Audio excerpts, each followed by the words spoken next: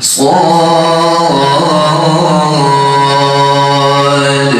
والقرآن ذي الذكر بل الذين كفروا في عزة وشقاق كم أهلكنا من قبلهم من قرن فنادوا ولا تحين مناص وعجبوا أن جاءهم منذر منهم وقال الكافرون هذا ساحر كذاب أجعل الآلهة إلها واحدا إن هذا لشيء عجاب وانطلق الملأ منهم أن امشوا واصبروا على آلهتكم إن هذا لشيء يراد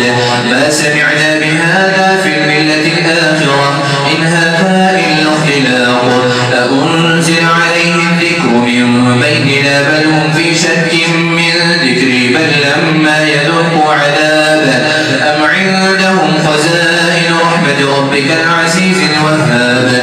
أم لهم ملك السماوات والأرض وما بينهما فليرتقوا في الأسباب جند ما هنالك مهزوم من الأحزاب كذبت قبلهم قوم نوح وعاد وفرعون ذو الأوتاد وثمود وقوم لوط وأصحاب الأيكة أولئك الأحزاب إن كل إلا كذب الرسل فحق عقاب وما ينظر هؤلاء إلا صيحة واحدة ما لها من فواق وقالوا ربنا عجل لنا قطنا قبل يوم الحساب اصبر على ما يقولون واذكر عبدنا داود ذا الأيد إنه أواب إنا سخرنا الجبال معه يسبحن بالعشي والإشراق والطير محشورة كل له أواب وشددنا ملكه وآتيناه الحكمة وفصل الخطاب وهل أتاك نبأ الخصم إذ تسور المحراب إذ دخلوا على داود ففزع منهم قالوا لا تخف خصمان بغى بعضنا على بعض فاحكم بيننا بالحق ولا تشطط واهدنا إلى سواء الصراط إن هذا أخي له 99 نعجة ولي نعجة واحدة فقال أكفلنيها وعزني في الخطاب قال لقد ظلمك بسؤال نعجتك إلى نعاجه وإن كثيرا من الخلطاء ليبغي بعضهم على بعض إلا الذين آمنوا وعملوا الصالحات وقليل ما هم وظن داود أنما فتناه فاستغفر ربه وخر راكعا وأناب الله أكبر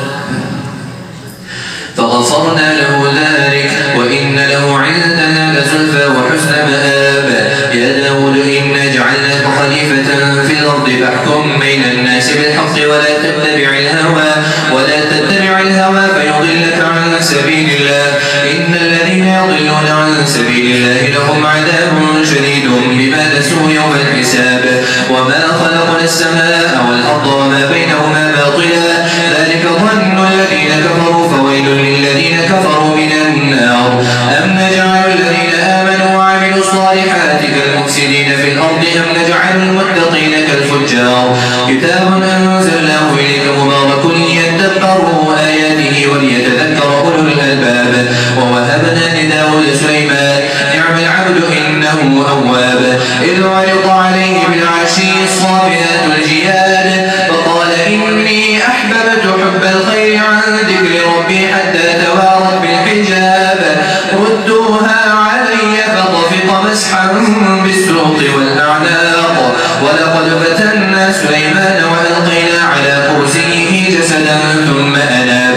قال رب اغفر لي وهب لي ملكا لا ينبغي لأحد من بعدي إنك أنت الوهاب فسخرنا له الريح تجري بأمره رخاء حيث أصاب والشياطين كل بناء وغواص وآخرين مقرنين في الأصفاد هذا عطاؤنا فامنن أو أمسك بغير حساب وإن له عندنا لزلفى وحسن مآب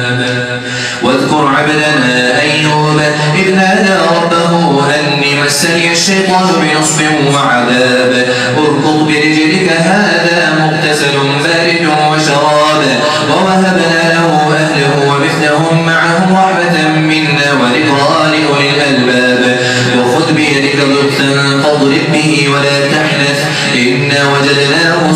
صابرا نعم العبد إنه أواب واذكر عبادنا إبراهيم وإسحاق ويعقوب أولي الأيدي والأبصار إنا أخلصناهم بخالصة ذكر الدار وإنهم عندنا لمن المصطفين الأخيار واذكر إسماعيل واليسع وذا الكفل وكل من الأخيار هذا ذكر وإن للمتقين لحسن مآب جنات عدن مفتحة لهم الأبواب متكئين فيها يدعون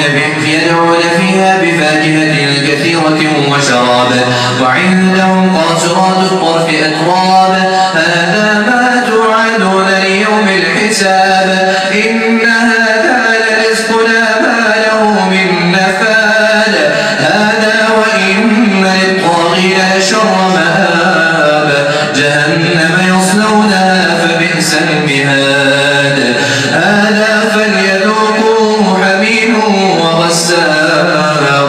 وآخر من شكله أزواج هذا فوج مقتحم معكم لا مرحبا بهم إنهم صالوا النار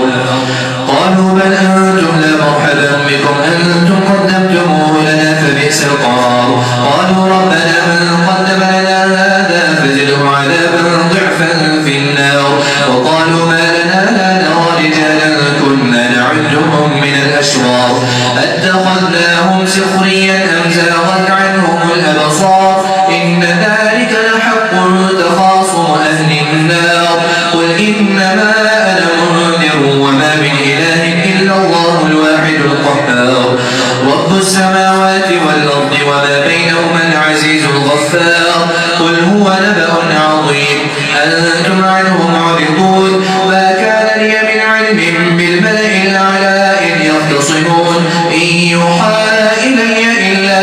أنما أنا نذير مبين إذ قال ربك للملائكة إني خالق بشرا من طين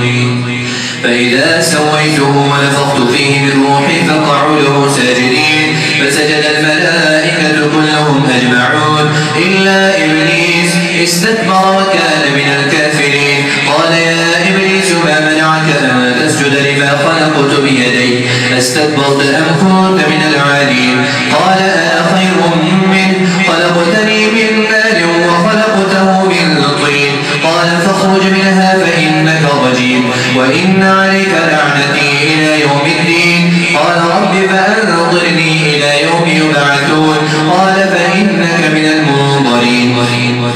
قال فبعزتك لأغوينهم أجمعين إلا عبادك منهم المخلصين قال فالحق والحق أقول لأملأن جهنم منك وممن تبعك منهم أجمعين قل ما أسألكم عليه من أجر وما أنا من المتكلفين